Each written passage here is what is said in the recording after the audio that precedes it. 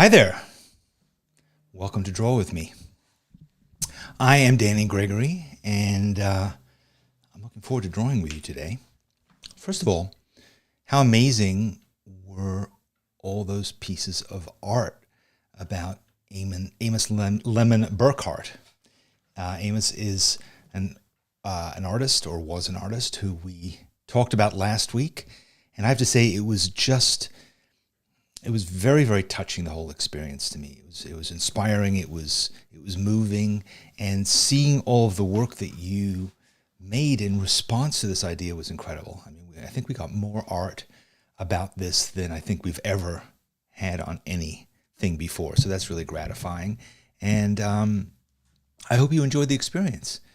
It was just interesting to see all the different interpretations and responses, because this is different. This wasn't just like, here's a piece of art, copy it, or here's a photo, let's draw from it. It was really, let's be inspired by this entire story of a young artist whose life was cut short, and talking about what were the issues around that. And I also was really inspired by the fact that so many of you shared your work on social media, to share not only the work, but also this message of, living and making art, and how important both are, and to encourage people to find out more about Amos's story and to support the foundation and so forth. So it was really great. And I think a lot of you were inspired, and that was really, really nice. So for those of you who are new, like Super Jill, you came in kind of... Last week was not typical of Draw With Me, but maybe in some ways it was, because it was typical of the spirit of Draw With Me, which I hope remains about the importance of art in our lives, and the notion that, that we all have the potential to make art, a potential that's inside of us, and that we do a lot of things to sabotage or to sort of stifle, and that ultimately, when we release our creative instincts, we're happier, we're more inspired, our lives are richer. So, and I think that that's something that certainly I talk about an awful lot. I've been thinking about that recently, about what is it that I'm doing? What am I exactly? And what is my purpose in doing all the things that I do? Because I think, being an artist isn't really my main sort of identity. Being a writer probably is more than anything. But also, what is my message? What am I writing about? What am I making art about? And I think I'm making art about making art, I think, in the end. I'm making art about the importance of art in our everyday lives. And the idea that art doesn't have to be a career necessarily. It doesn't have to be something that you, quit your job to do. It doesn't need to be something that you necessarily even need any extensive training, or any training at all, or any education at all. You need to just show up and do it. And that's what we're doing here today. What we do here every week is we just draw together and make stuff. So, sorry, I got a piece of breakfast caught in my tooth, sorry. So today is going to be a pretty simple thing that we're going to do. We're going to draw a fish. Have you ever drawn a fish before? We've drawn dogs, we've drawn cats, so it's only natural that we would come around to drawing a fish. Am I going to talk about Marty fish? No. I'm going to talk about the fishes that swim in the sea.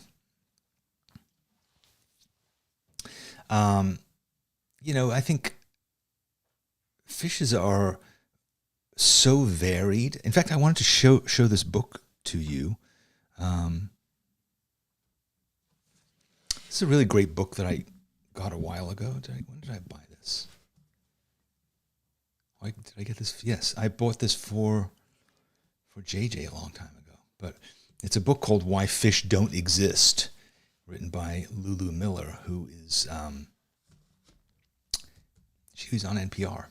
She's really a fantastic journalist, and this book is just fascinating. I don't want to talk too much about it, but I will say it is a story of really the first person who really kind of started to categorize sea life, and it's about categorization, how science works, how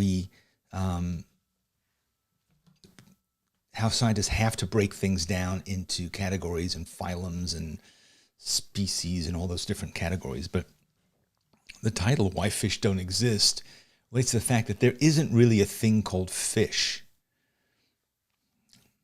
That there's really no connection between all of the marine animals, between crabs and bass and tunas and sharks and those weird things with the tendrils that live on the bottom of the sea, that they're actually not really connected, and that fish is this sort of all-encompassing term that humans use, but fish themselves are not really a class. Anyway, I'm doing a terrible job. Yes, I'm sorry. Yes, yes, I gave it to JJ, and then I think she started reading it, and then I took it away, and I started reading because I really liked it. You know what it's like when you buy a book for someone, and then you're like, I really actually bought this book for me. Well, I did. So yes, that's what we're going to work on today is fish. So let's just get to it, and I'll think of something to say as we start it. Let's go. All right, so here's fish. Here's a fish. Let me just get this organized. Let me get rid of this get rid of my fish. So this is I think it's a rainbow trout, which is a nice looking fish. But I'm going to be working in this Hahnemühle gray book. So this is paper that is gray. Remember a while ago we worked in this book when we did the portrait of Oscar Wilde? Well, that was about Dorian Gray, sort of, vaguely. But this is really nothing to do with that. This is about fish. So are there gray fishes? I don't know. But I like the idea of working in a gray book today because I was just thinking about, wanting to draw something a little detailed, a little high contrast. I also really quite like the way that it's a cutthroat trout. Is it really? So that's different from a rainbow trout. I really don't know much about fish. I don't even eat that many of them. Ever since there was the whole scandal with Subway having fake tuna fish, I've been very disturbed by the idea of fish. Because they never really explained what was going on there with Subway. All right, so let's put the fish back up.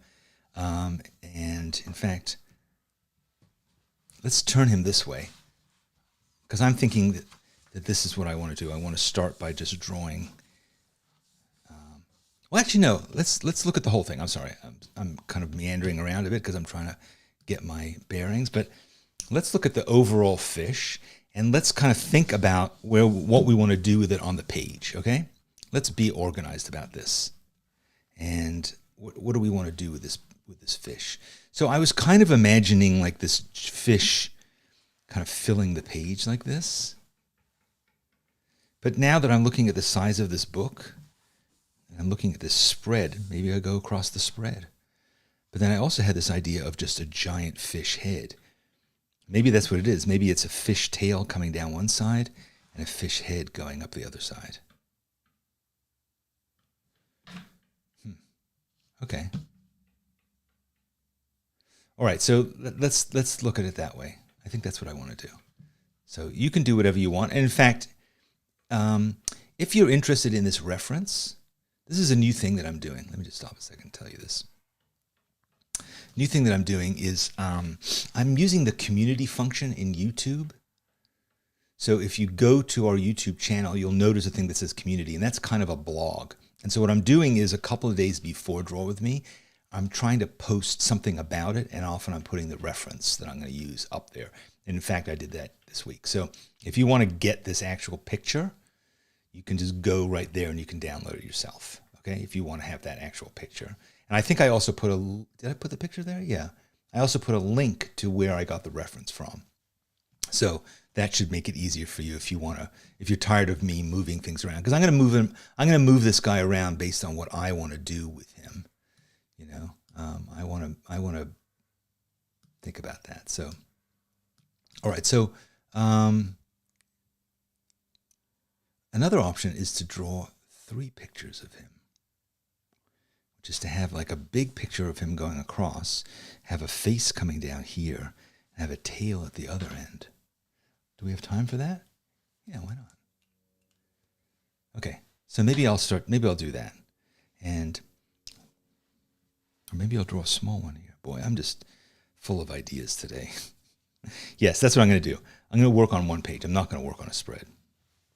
You do you, I'm going to do me. This is what I'm doing. Me and my... What is it again? What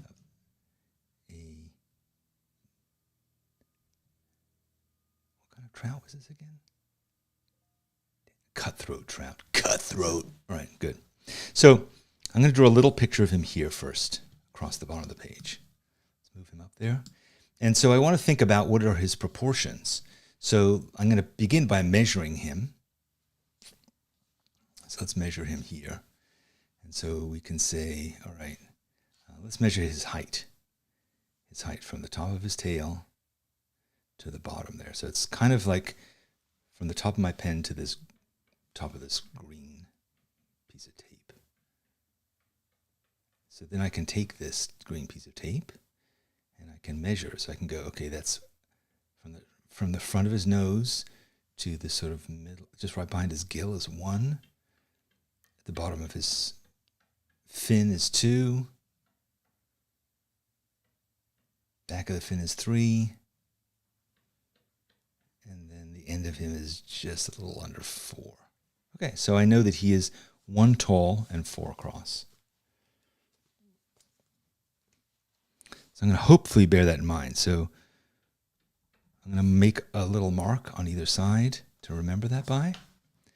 And I'm going to say, I'm just going to draw him fairly quickly. Oh, wait, I needed to draw. Boy, I've already screwed this up. Okay, so obviously he's that long. Yes, that's how long the drawing is going to be. I didn't really need to make those marks to figure that out. But I do need to go 1, 2, 3, and 4. Okay, so when I put it down on my book, it is about 4 cap lengths, which is an officially recognized measurement unit. The cap length. And I sort of remember where my measurements were on the picture. So I can, then I need to do a cap length that recognizes the height of him. Right? Because that's what I was doing. So that would be here and here. So that's kind of where the top of his fin is going to go. Let's see if this actually works. Oh, you know what I also want to know? Where does that fin begin? Where does the fin begin? So it's tape is 1. So it's about where the second marker was. Am I being clear on what I'm doing? Probably not. It doesn't really matter. You'll figure it out.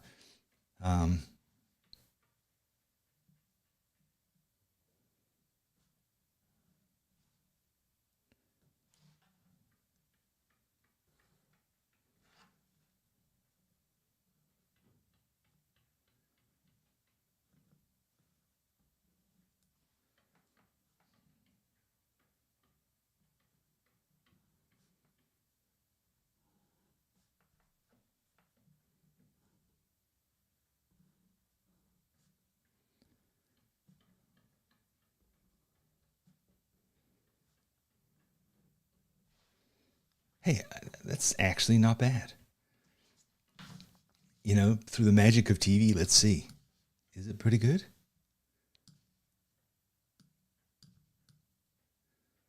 Not bad. Not great, but not bad. This fin is the fins are in the bottom, they're in the wrong place, but all right. But I'm not going to cheat. We're just going to pretend that it's basically right. It's not really, but let's pretend that it's basically right. I mean, the main thing is I just put the fins to they're a bit forward, but it's okay.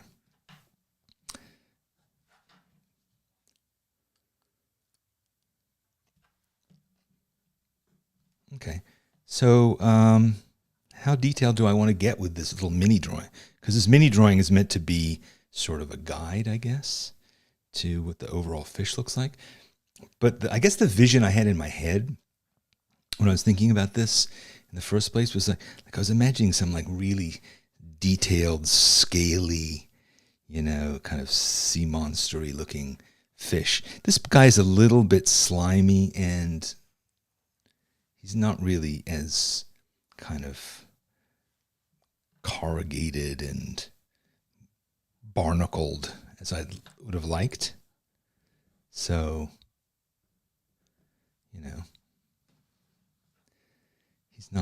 he's not the ideal specimen, but when I tried looking for the best reference, I didn't find any. I found actually the things that I liked the look of the most were actually other people's drawings and paintings. But there weren't really like really good photos of fish that weren't like either swimming or being held in some fisherman's hand. So I didn't think either of those were great reference for today. I mean, I might personally have worked with them, but when it came to kind of sharing them with you and so forth, it just felt like let's just go with something that's kind of something you would see in probably like a biology textbook, rather than it being a really great piece of visual reference for an artiste, a fish artist, an ichthyo artist. Is that the correct term? What is the current term for fish artists? I know they have a huge and very powerful union that has all kinds of rules to it.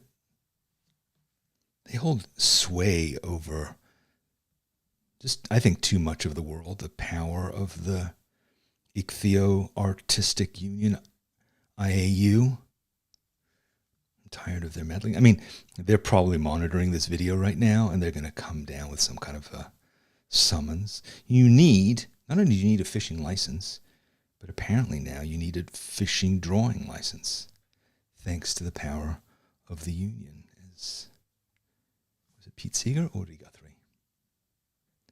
Sorry. I'm thinking about unions these days because my son is in a union, and for the first time in its history, they are talking about going on strike.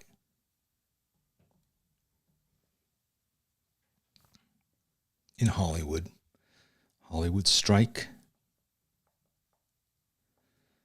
Art directors, scenics, people who build sets, design productions, thinking about going on strike. So, let's see if they do. You'd think that they would have gone through enough this year.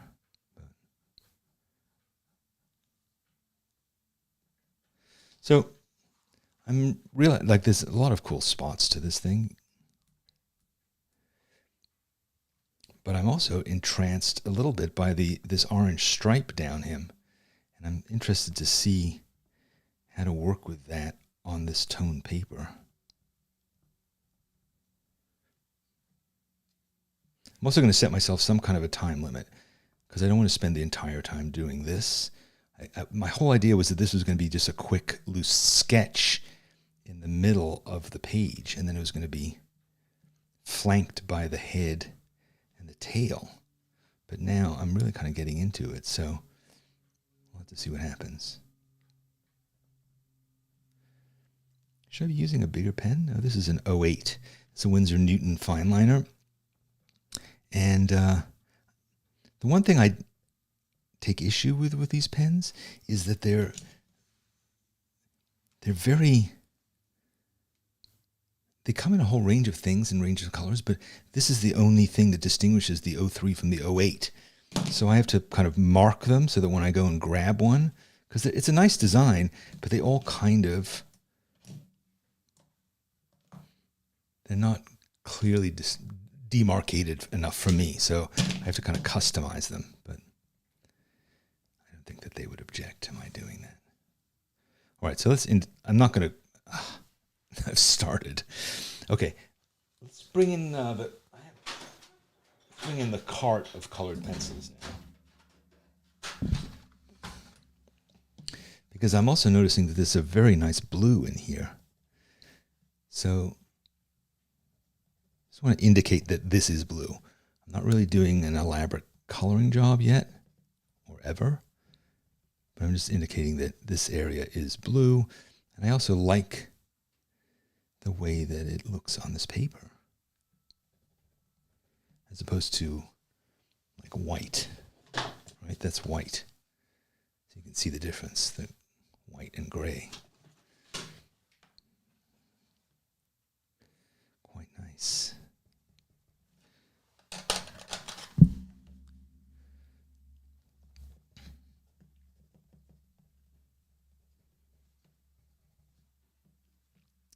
Not much of a fisherman myself.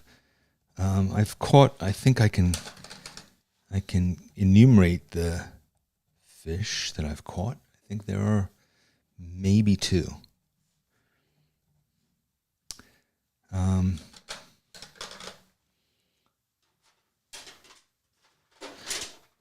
had a sort of distant relative invited me to his trout club in Cleveland once.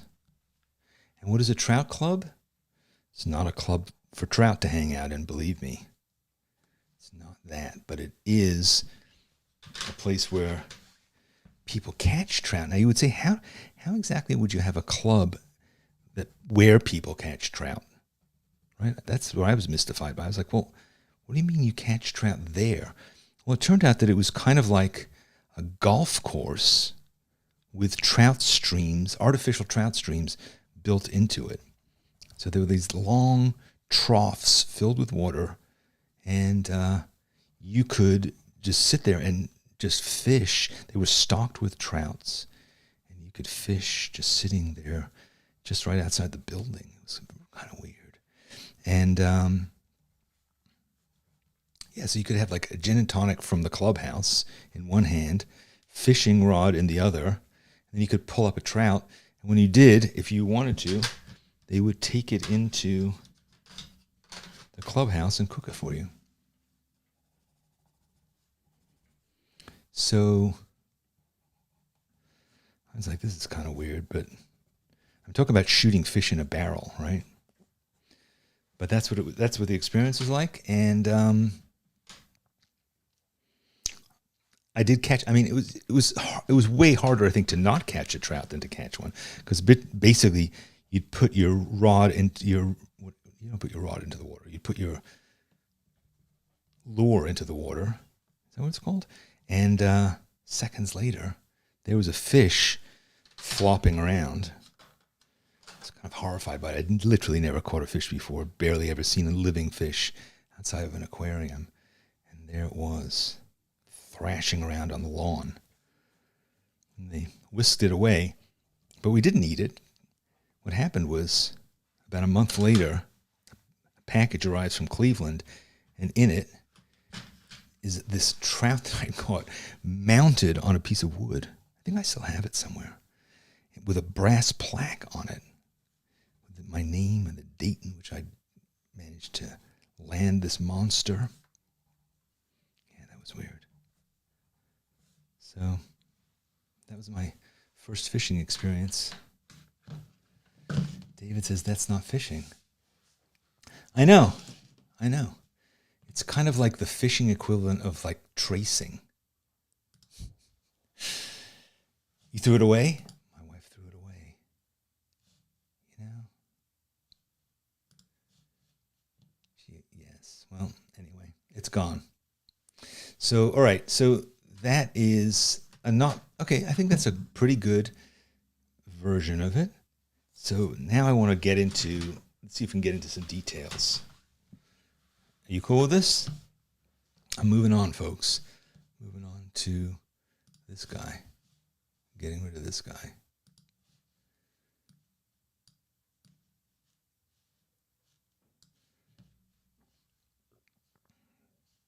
Okay. I think my idea is still going to work. I think it's still going to work. I think it's going to look great. So here's what I'm thinking. Trout face here. And I'm just going to kind of do it. I'm not going to do the measurement thing anymore. I kind of know now what his general topography is all about. And, but I am interested in looking at him much more closely now. Looking at this negative space here, the negative space of his mouth. And then arcing back. I did a piece once for the New York Times called, what was it called? Well, it was about fishing in Manhattan. And I had a friend who suddenly got really into fishing, and we were working together on a project, and he said to me one day, "Hey, do you want to come fishing with me?" And I was like, I guess, when? And he said, "Yeah, we'll go at lunchtime." So we went into Central Park. That's where he fished. And he had like all this fishing gear, and he had like a hat covered with lures, and he had a vest, all this stuff. And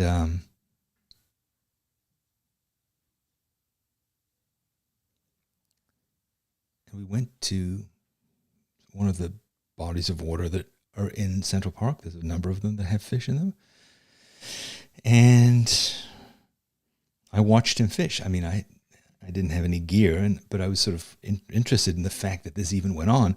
And it turned out it not only went on, but it was quite a thing. There were like a number of these guys who were all fishing there in Central Park. And, they caught a couple things. It's catch and release, so they didn't have to like go back in a taxi with a fish that they had just killed, but that kind of stuff. But they did catch fish, and they let them go. And he said there was one fish that had been caught like hundreds of times. It was like a legendary fish that people just kept catching and releasing and catching and releasing. Now, I guess what did the fish get out of that exactly? Besides getting a steel hook in its mouth, was it a competition between the two? Not really. Maybe he got a little bit of a worm or whatever it was each time. Maybe he just wasn't very smart. But he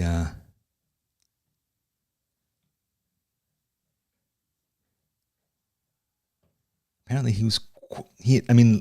when I say years, it was sort of, he was legendary over, like, is it possible decades? Do fish live that long? But yeah, so he had been living in this thing and in Central Park, and they had been catching and releasing him for years. And so I just started thinking about that. And then, so I was doing some project for the New York Times at the time, and I said, what do you think about this idea of all these people fishing in Manhattan? And my editor was like, yeah, sure, why don't you do something about that? So I did this piece where I went all around the perimeter of Manhattan. And first of all, it occurred to me that Manhattan is kind of like fish-shaped. It's long and thin, doesn't have gills or fins, but it's long and thin, basically. And it's like, if this is downtown, and this is where like the Twin Towers are and so forth. Well, they're not there anymore, but the World Trade Center. And this is where Central Park is, and Harlem's up here. Yeah, so it was sort of fish-shaped. So I drew a map of Manhattan that was kind of fish-shaped.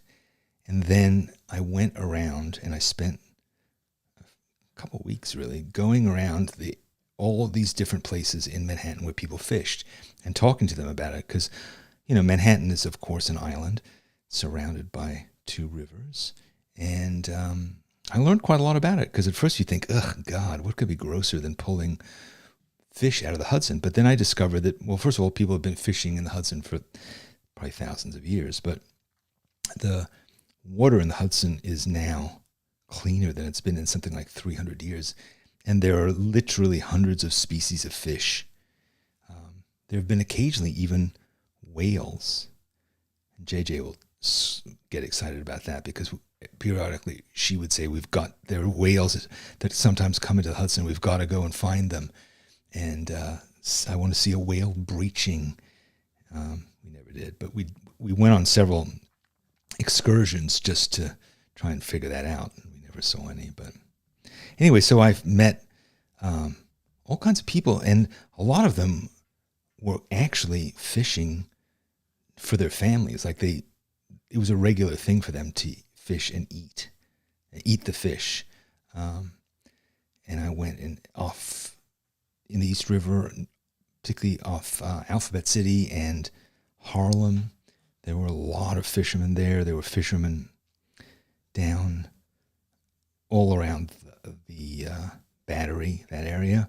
There used to be the Fulton Fish Market, which kind of doesn't exist anymore, but that was down there. And then there's also, of course, like kind of guys with money, like Wall Street guys who go fishing in their own boats. They have fishing boats, and they go out into the bay and they catch fish. So I'd lived in Manhattan for so long, it just never occurred to me that was even a thing. And sure enough, it was. It just felt so, I don't know, Midwestern somehow. I guess, yeah, whatever. It just didn't feel like big city New Yorkers, let's go fishing. But there's a lot of it going on. A lot of these folks are out there fishing.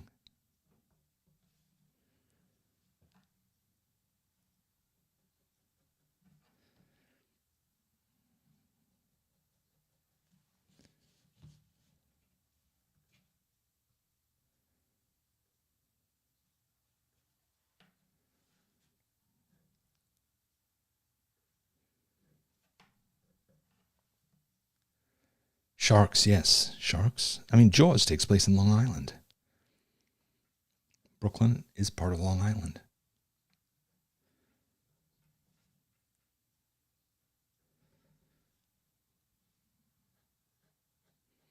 Yeah, it's always interesting to me in a big city, when you think of it a certain way and then you find out like, oh, people have vegetable gardens and people are raising chickens and all that stuff. I think that's really cool.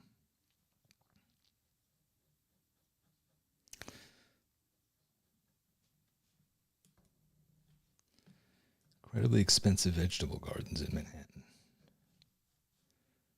But okay, so there's that fish. Now let's see if I can get his tail up here. Oh, that tail is beautiful. Okay, so I'm going to now work on the tail, and the tail's going to come down here. So and I'm going to try and line it up with the fish head. Fish head, fish head. Isn't there a song like that? Tiny little fish head, fish heads, eat them up, yum. That was a song, wasn't it?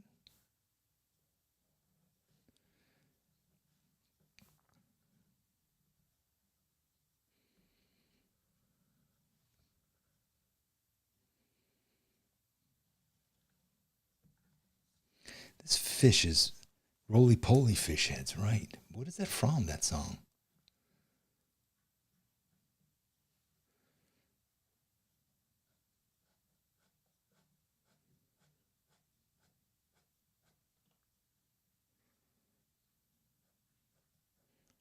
There's a lot to see in this fishtail, isn't there?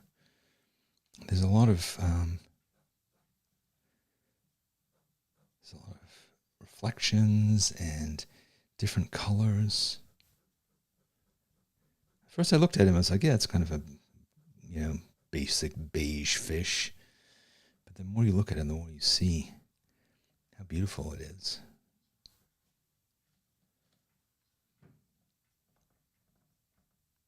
And how specific also. Again, you think of each fish as being kind of generic, each particular specimen. But then when you look at all these little dots on him, that might be the equivalent of like a barcode or a QR code for other fish, they might go, oh yeah, that's Jerry. Hey Jerry, how you doing? How did you know that was Jerry? Well, it says right on the side of him. There's dots. That's what that is. It's fish ID tags. It tells you all about where he came from and, what he likes to eat, how many times he's been caught by fishermen in Central Park.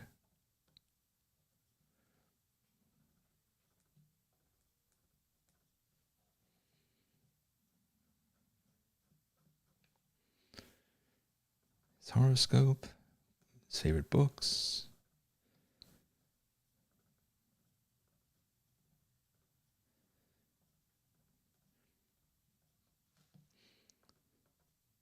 I once had a big aquarium. It was given to me as a present. When you get one of those presents from people that are just like, God, this is a really nice present, but man, thanks for giving me an enormous amount of hard work that I basically, due to guilt, am going to have to carry on for many years in the future. My sister gave me this giant, was it 50 gallons? I don't know. It was huge aquarium that we had to put in the middle of our living room. And as soon as you have an aquarium in your living room, I don't know, something I'm not that happy about. Because aquariums have a certain aesthetic, to make them look chipper. So you have to get like bright plastic. You have to get like one of those treasure chests that opens up and a skeleton hand comes out, and you have to, you get all the fishes, and then they start dying, and then you have to kind of suck out. That was the thing. That was the worst. You had to suck that tube to drain some of the water out each week and to clean out the stuff. Oh, God, it was vile. Kind of forgotten about that. But anyway, so we had this giant aquarium, and eventually I said, you know what? I have to just wait until all the fish die, and then I can finally get rid of it. But there was one fish that would not die. It was called an iridescent shark. That's what they called it. It wasn't really a shark. It was a fish. It was a catfish. It was a catfish with a badass name. Yeah, so this catfish got bigger and bigger and ate all the other fishes until eventually it was the only fish left. And it got so big that I would look at it and I would think, you know what? You might make a little meal. Like you'd make a pretty good side dish at the very least, or an appetizer. You're pretty big. You're getting bigger. And I thought, yeah, obviously I'm not going to pull him out of the aquarium. But he lived for months after the other fishes were all dead. And he would go back and forth in this aquarium, back and forth endlessly. And he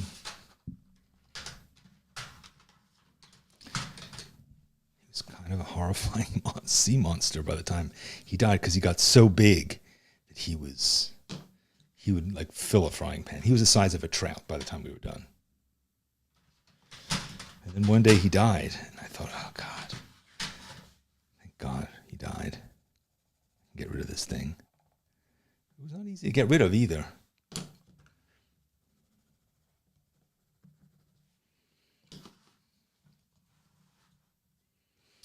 I want to go back and color some of that head of this guy. Sorry, I'm going to drag him back down. Oh, no, what did I do? I want to just color his head.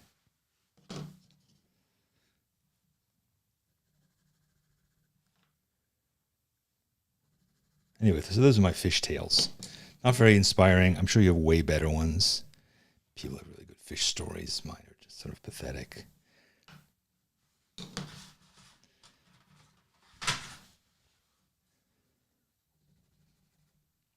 But they are nice to draw, I gotta say.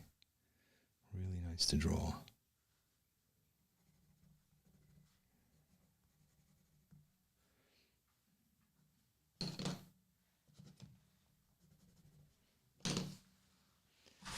How about a bit of white pencil? That's the most exciting thing to do in a Yeah, in a gray book, white pencil. Yeah, that's where it's at, man.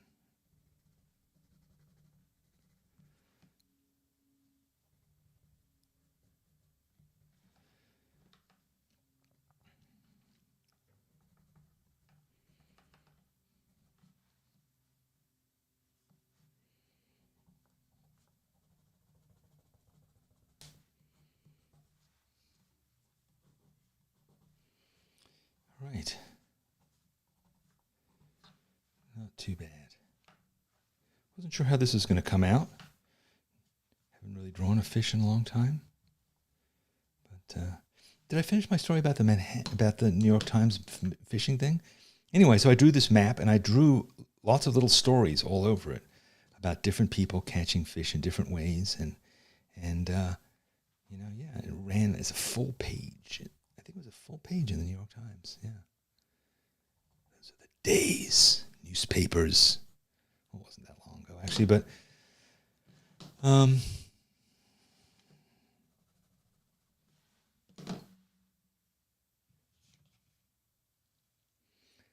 Greta, welcome back. I hope you won, because you've missed an extremely exciting episode of Draw With Me. Jen, it's funny that you talk about that, because I'm going to share that with the folks in a minute. Muriel Foster's fishing diary, because I love it too. And there you have it. Why did I decide to draw fish today? I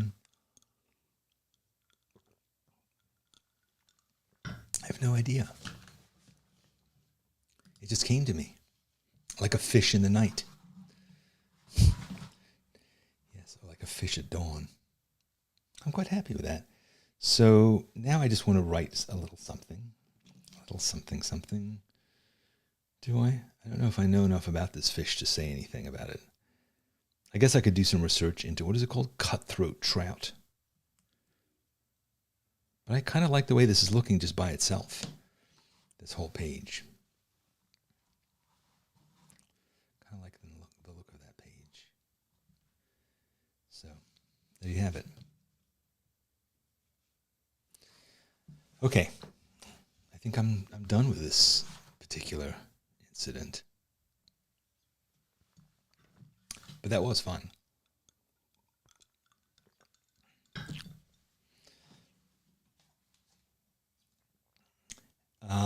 Good. You know what? I wanted to, seeing as we're talking about Muriel Foster, I wanted to share that with you. A little bit of Muriel Foster. So Muriel Foster was, she wasn't a professional artist, I don't think, but she lived in Scotland, and she had she loved to go fishing. And over the course of, 30 years maybe, whenever she would go fishing, she had a fish log. One of the accoutrements, apparently, of fishing is to have a place to record your victories. So she would write down, you write down like what kind of fish you caught, how big it was, what was the date, what were the conditions, and you just have this log. So she used this log book to draw in. And she would sit there while she was waiting for the fish to show up, and she would just draw the countryside or other animals that she saw or plants or the fish that she caught. And I love that idea of having a visual log. That was the thing that my friend who would catch fish in Central Park would do. He had a special Instagram account just for the fish that he caught. So he would catch a fish, take its picture, put it on Instagram, put the fish back in the pond. And, that was his thing, Instagram fishing. So she did sort of the 20th century equivalent of that, which was drawing in a book. And yes, so Terry, if you want that picture, go and, as I said before, go look at the community section of YouTube. If you go to I'll put it up here for a second while I talk about this, but let me just reiterate what I said before, because, it bears repeating, apparently. Let me give you the full guy. Here he is. So there he is. Okay, so just take a screen grab of that. But also, I would say go to the community section, which is, if you go to YouTube and you go to the Sketchbook School channel, you'll see it says community there. And when you do, it's our blog. And I'm posting the reference there, and you can just download it. All right? Cool. Back to me. I like that transition from fish head to my head. Anyway. So this book was, you know, she spent 30 or 40 years filling it up. And then ultimately, I think it was Penguin did a beautiful reproduction of the entire book. It's just like a perfect replica of the book that comes in a box. And I'm going to share it with you now. So every week on Draw With Me, I do a sketchbook tour where I find some random sketchbook. Not random, a lot of times they're made by friends of mine, or they are sketchbooks of mine. And we spend a couple minutes just looking through it for inspiring ourselves. And it's sponsored by Winsor and Newton, who also is, Winsor and Newton and Hahnemühle are sponsors for this show, giving us the stuff to make fish with. So let's have a look at it.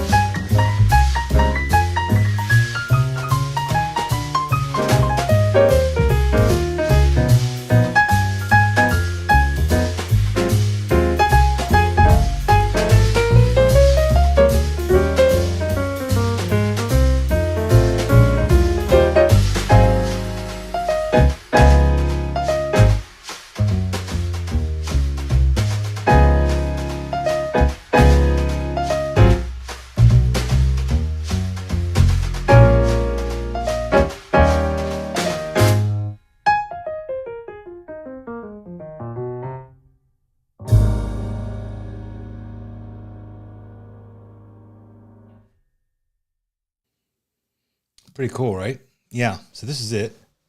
Comes in this box. There's the book. It's really nice. Muriel Foster's Fishing Diary, published by Penguin. Imagine you can buy it online somewhere. It's long Out of print, I imagine. And also somebody else asked about this. Why Fish Don't Exist, A Story of Lost Love and the Hidden Order of Life by Lulu Miller. Recommended. Yeah, that beautiful to see. That Muriel Foster book. I mean, I've shared it probably too many times before because I can't get enough of that book.